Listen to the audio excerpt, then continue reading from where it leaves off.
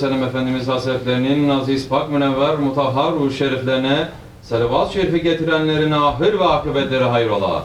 Âl-i ezvacı, tahiret evladı Resul-i Esam bizim efendilerimizin sair-i mizan ve Resulü fiyan hazaratın ervah şeriflerine Pirimiz Bilallah Habeşi radıyallahu anh Efendimizin, Şeyhimiz SahibulSaif Şeyh Abdulkerim el-Kibrisi Rabbani Hazretlerinin ve alelhusus bu caminin banisi ve bugüne kadar içerisinden gelmiş geçmiş imam mezzin kaynlarının ve kahve ehli imanın ervahı için Allah rızası için El Fatiha.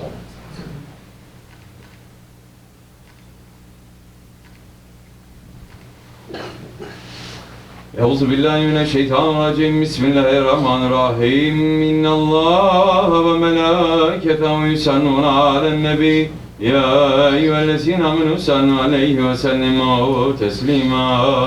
Allahümme salli ala seyyidina Muhammed ve ala seyyidina Muhammed. Allahu Ekber, Allahu Ekber. Allahu Ekber, Allahu Ekber. Eşhedü en la ilahe illallah. Eşhedü en la ilahe illallah. Eşhedü enne Muhammeden Resulullah. Eşhedü enne Muhammeden Resulullah. Hayya ale's-salâh. Hayya ale's-salâh. Hayya alel-felâh. Hayya alel-felâh. Allahu Ekber, Allahu Ekber. La ilahe illallah.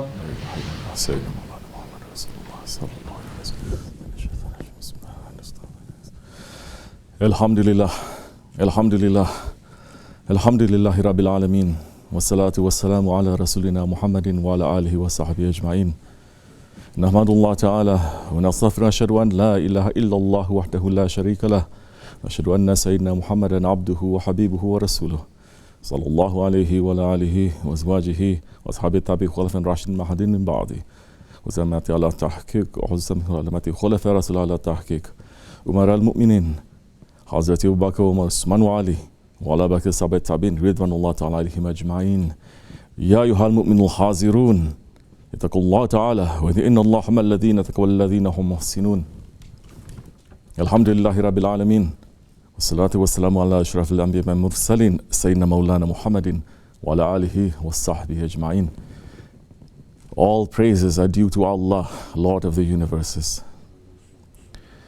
Habibullah alayhi wassalam is telling us a Hadith Qudsi transmitted to us from Hazrat Abu Zar al-Ghifari, recorded by Imam Muslim. Holy Prophet alayhi wassalam is telling us that Allah subhanahu wa ta'ala is saying, O my servants, I have forbidden zulm for myself and have made it forbidden amongst you, so do not oppress each other. O my servants, all of you are astray, except for those I have guided. So seek guidance from me, and I shall guide you. O my servants, all of you are hungry except for those I fed. So seek food from me, and I shall feed you. O my servants, all of you are naked except those I've clothed. So seek clothing from me, and I shall clothe you. O my servants, you sin by day and night, and I forgive all sins. So seek forgiveness from me, and I shall forgive you. O my servants, it is not possible to try to harm me and cause me harm, and it is not possible for you to benefit me and cause me benefit. O my servants, were the first of you and the last of you, the human of you and the jinn of you, to be as worshipful as the most pious-hearted person amongst you, that would not increase my kingdom by anything. O my servants, were the first of you and the last of you, the human of you and the jinn of you, to be as wicked as the most wicked-hearted person amongst you, that would not decrease my kingdom by anything. O my servants, were the first of you and the last of you, the human of you and the jinn of you, to rise up in one place and make a request of me, and were I to give to everyone what he requested, that would not decrease what I have any more than a needle decreases the sea it dipped inside. O my servant, it is only your deeds that I judge you for and then reward you for. So let him who finds good praise Allah, and let him who finds other than that blame no one but himself. And the words of Allah and His Prophet speak the truth. And may all peace and blessings be upon our Master Sayyidina Muhammad alayhi wasalam. The Holy Prophet alayhi wasalam is saying, beautify your gatherings by reading salawats on me. The salawats will truly be your light on the day of judgment. Allahumma salli ala Sayyidina Muhammadin wa ala alihi wa sahbihi wa sallim taslima. May all peace and blessings be upon the Holy Prophet ﷺ, who said, the most merciful from my ummah to my ummah is Abu Bakr Siddiq, and the most serious of them concerning the commands of Allah is Umar, and the truest in modesty amongst them is Osman, and the best in judging is Ali. The masters of the youth of paradise are Hassan and Hussein, and the master of the women of paradise is Fatima. And Hamza is the lion of Allah and the lion of His Prophet. O Allah, grant your forgiveness to Abbas and his family, and outward and inward forgiveness, and leave no mistake unforgiven. Allah, Allah. Fear Allah when it comes to my companions. Do not make them targets after me. Whoever loves them, he loves them because of his love for me. And whoever hates them because of his hatred towards me. And the best of my nation is my generation, then those who follow them and those who follow them. The Sultan is the shadow of Allah on earth.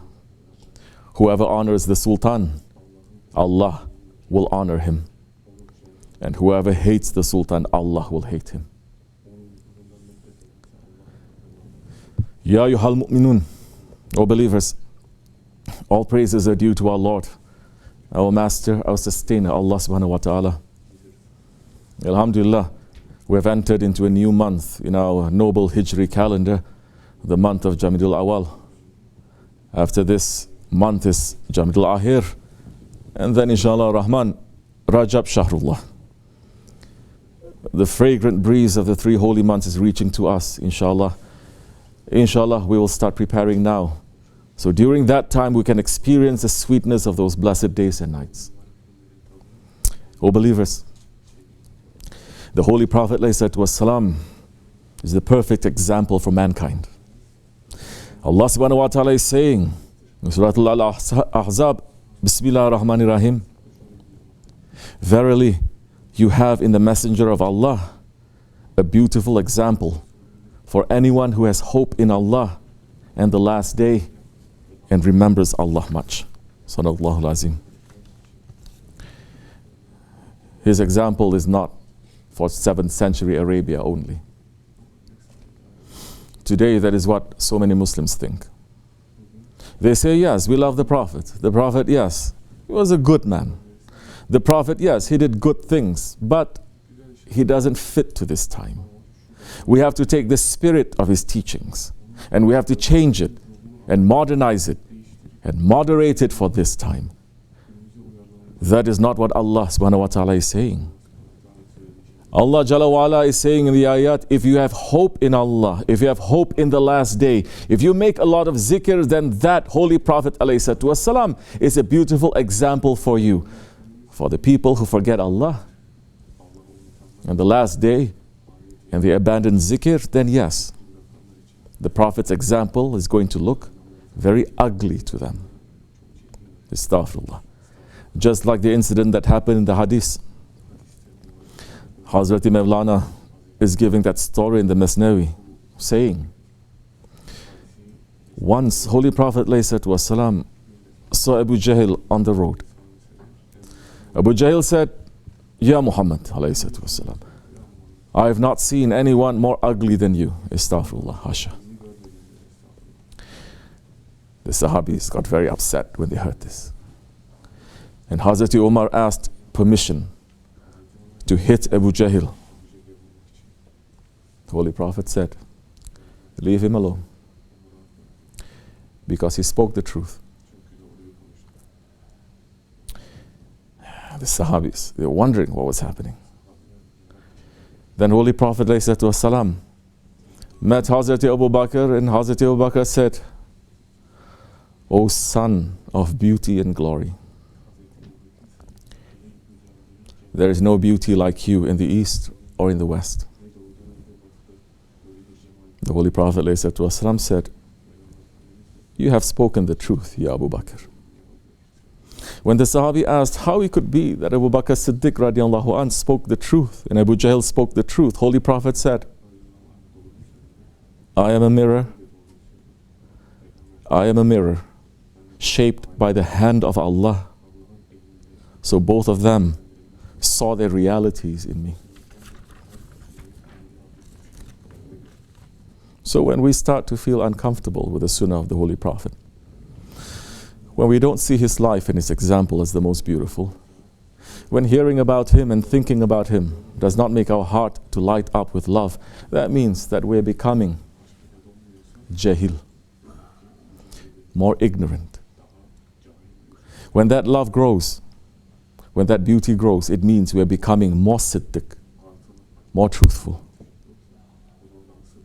And to love the Sunnah means to love the Sahabis. To love the Sahabis means to love the Ahlul Bayt. And to love the Ahlul Bayt, it means you have to love the awliya Allah. There is no brokenness in this chain. We have to love the Sunnah. If you claim to love the Holy Prophet ﷺ, then you have to love what he brought. It is just as Hazrat Hasan al-Basri radiallahu anh is saying, you cannot love Allah until you love obeying him. It is the same with the Holy Prophet ﷺ. Loving his Sunnah is the proof of loving him. Seeing his example as the greatest and the most perfect example is a proof of loving him.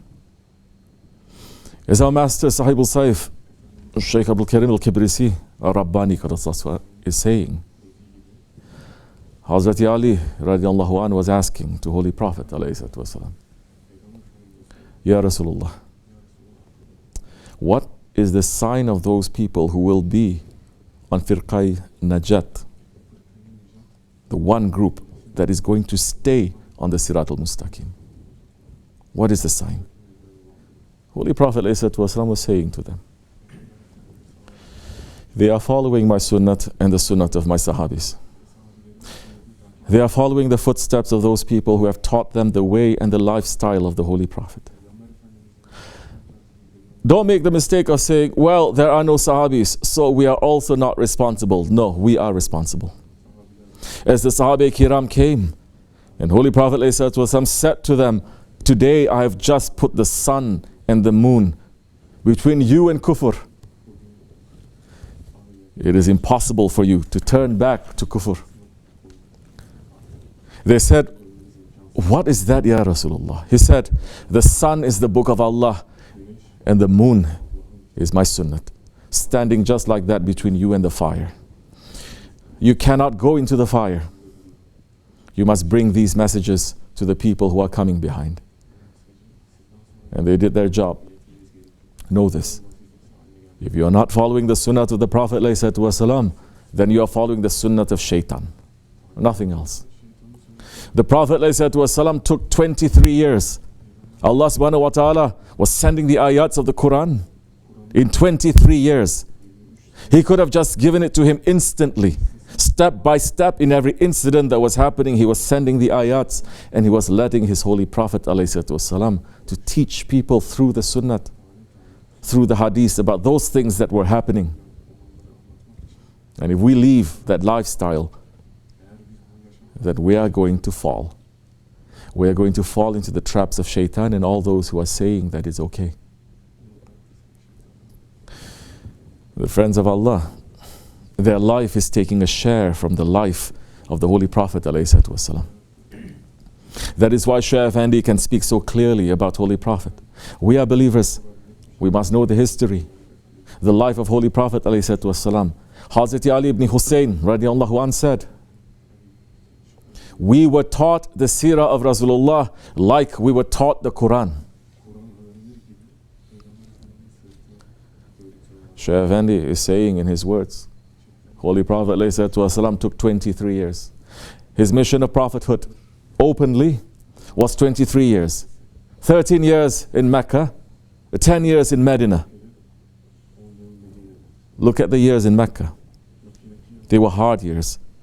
They were very difficult years. They were years of torture, of starvation, of oppression, of complete pain and tyranny. But look at those who went through those hard days. Look at the dervishes of Darul Arqam, the Holy Prophet's Dergah in Mecca. Hazrat Abu Bakr, Hazrat Umar, Hazrat Osman, Hazrat Ali, Hazrat Hamza, Hazrat Salman al-Farisi, Hazrat Bilal al-Habashi, Hazrat Abu Zar, Hazrat Ibn Masud, Hazrat Mus'ab ibn Umair, Hazrat Sa'ad ibn Abi Waqqas,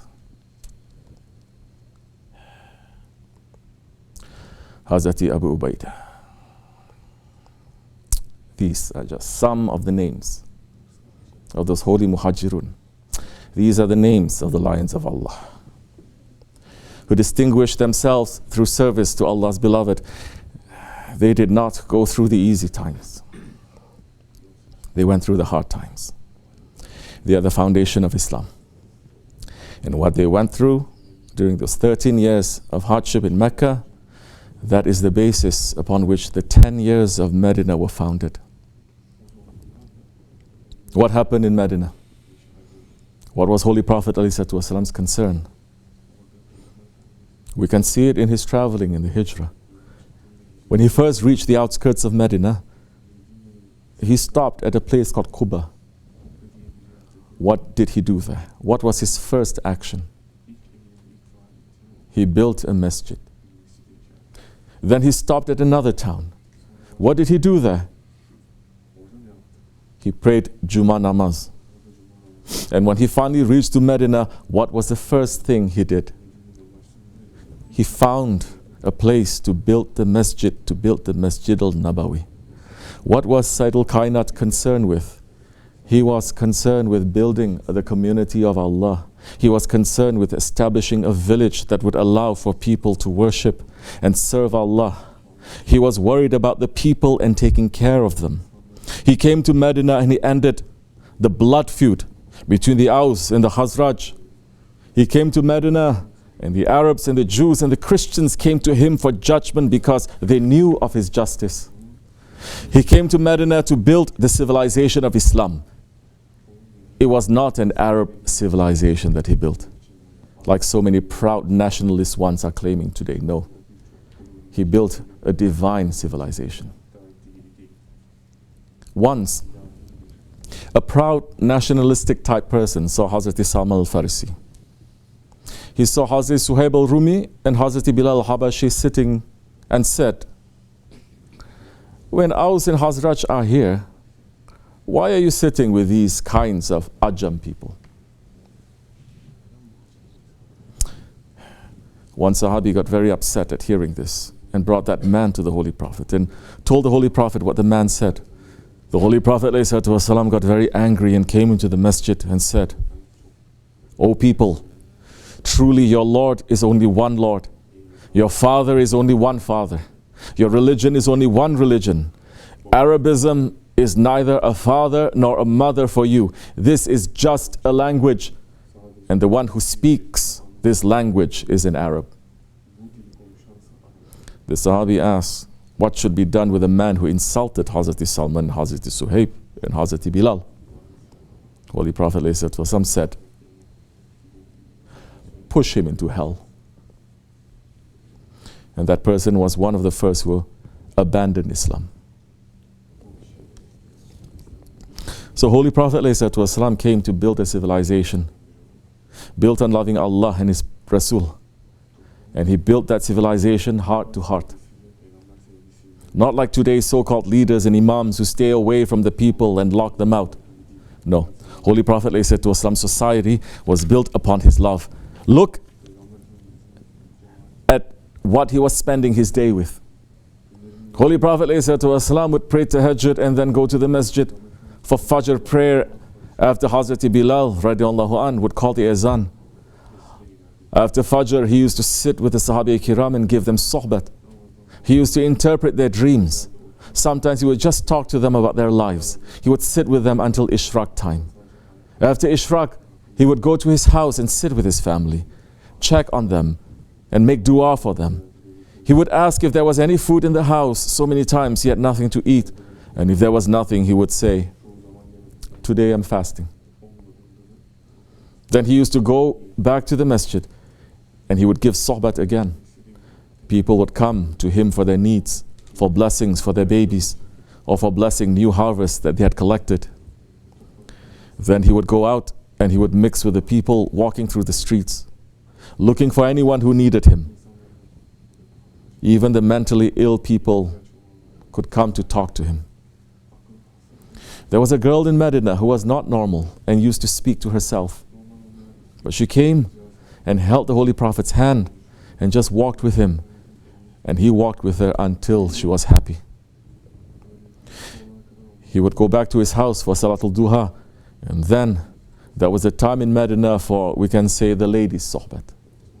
And during this time, he would give sohbat to ladies who needed help. And sometimes he would sit with his family. And sometimes he would visit his close ones like Hazrat Abu Bakr, Hazrat Omar, or Hazrat Osman.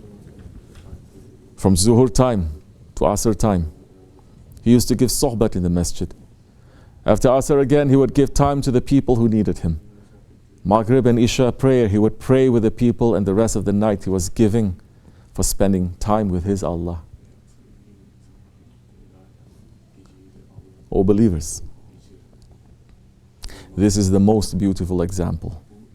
This is not strange or foreign to us. We have seen this lifestyle and we have seen this example. We have sat with that kind of Fajr, in that kind of Zuhur and Asr and Maghrib and Isha. That is the lifestyle of our Shaykh, and it is the lifestyle of the friends of Allah. This secret Sunnah, this lost Sunnah, it is preserved inside Jamaat. And what is the common thread that is tying the life of the Holy Prophet ﷺ together? Living in a community, living in a village. You cannot experience that kind of a day, that kind of a lifestyle when you are living alone by yourself. Only tariqat and only Jamaat are preserving this aspect of the Holy Prophet's life. As our Shaykh, Grand Shaykh Hazrat Abdulkerim Gujwani is saying, we have closed 2 doors and opened 2 doors. We closed the doors of seeking shaykhhood and we opened the doors of hizmet. And we closed the doors of being alone and we opened the doors of companionship, of sohbat. This is why Imam al-Rabbani is saying the Nakshibendi way is the way of the Sahaba Kiram. This lifestyle, it is not foreign to those who have nisbat, who have connection to the Ottoman Empire. The Ottoman Sultans, they were living the lifestyle of the Holy Prophet. They built the greatest Islamic civilization after the city of Medina. What is a civilization except for a collection of communities? Their care for the Ummah came from the Holy Prophet ﷺ. They were sitting and thinking and worrying about how to help the Ummah. Whether they were Turks or Kurds or Malays or Indians or Bosnians, it did not matter to them. Even Muslims or non-Muslims, they were obligated to take care of them. The proof is their lifestyle. Their lifestyle is a prophetic lifestyle. Our Shaykh was telling us that Ulu Hakan, Sultan Abdul Hamid Khan, was sleeping with a brick under his pillow so that he could make tayammum before stepping on the floor. Why was that?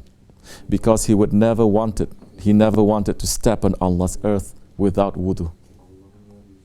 The sultans would go out secretly, just like Hazrat Umar, to see the condition of the people. Ulu Hakan would spend his mornings listening to the people and their petitions. Shaykh Efendi is saying, the sultan's door at that time was open early in the morning for everyone. Not even the mayor opened the door today for people. The door of the Ottoman sultan was open.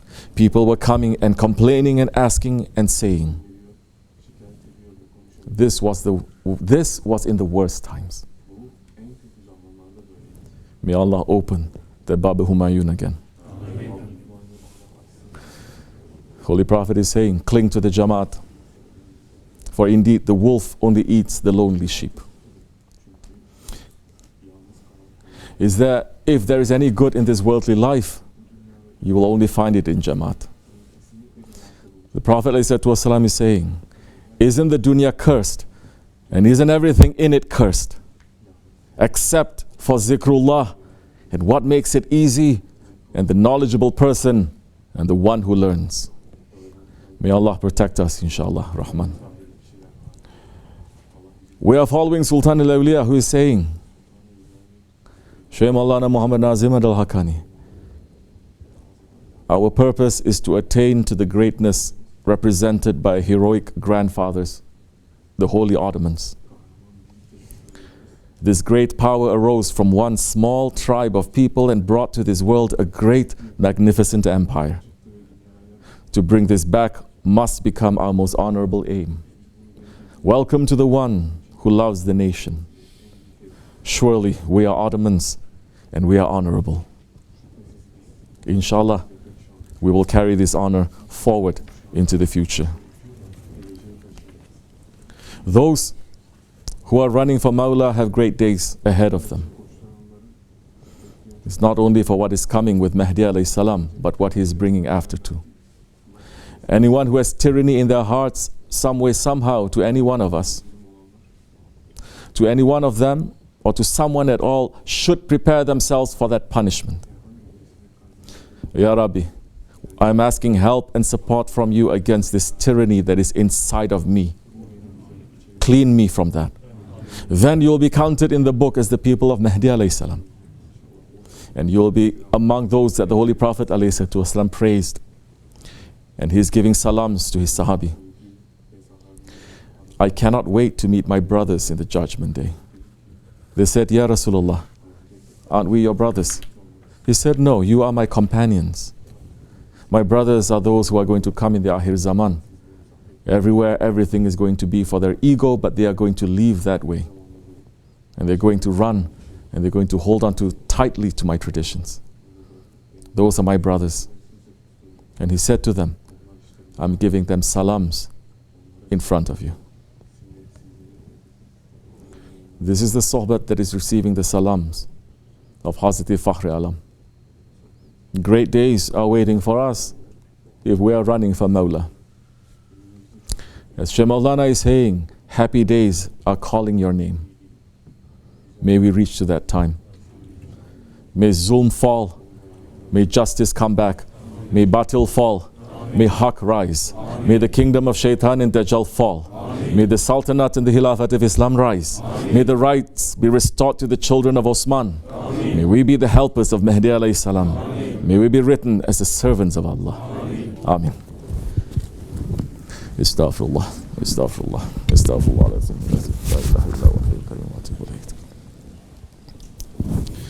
لا إله إلا الله وحده لا شريك له له الملك والحمد لله شيء كبير لا إله إلا الله وحده لا شريك له له الملك والحمد لا إله إلا الله وحده لا شريك له لا إله إلا أنت سبحانك من الظالمين لا إله إلا أنت سبحانك لا إله إلا أنت سبحانك سبوح قدوس ربنا رب الملائكة والروح سبوح قدوس ربنا رب الملائكة سبوح قدوس ربنا إن دين عند الله الإسلام قام الصلاة اللهم صل وسلم Allahu Ekber, Allahu Ekber, Allahu Ekber, Allahu Ekber. Eşhedü en la ilahe illallah, eşhedü en la ilahe illallah. Eşhedü enne Muhammeden Resulullah, eşhedü enne Muhammeden Resulullah. Hayya alel selah, hayya alel selah, hayya alel felah, hayya alel felah. Kad ikamet salat, kad ikamet salat. Allahu Ekber, Allahu Ekber, la ilahe illallah. Seyyidina Mevlana Muhammed Resulullah sallallahu aleyhi ve sellem.